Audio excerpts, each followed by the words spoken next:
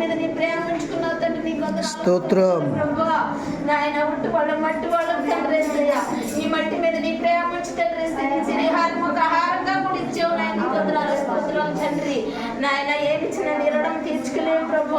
నాయన ఇది తిని తండ్రి నాయన జ్ఞానం లేని వాళ్ళగా ఉండకుండా ప్రభు జ్ఞానం కలుగుతానికి సహాయం చేయండి తండ్రి. సమయాన్ని కోనకుండా సద్వినియోగం ఆమేన్. స్తోత్రం చెల్లించుకుంటున్నాను.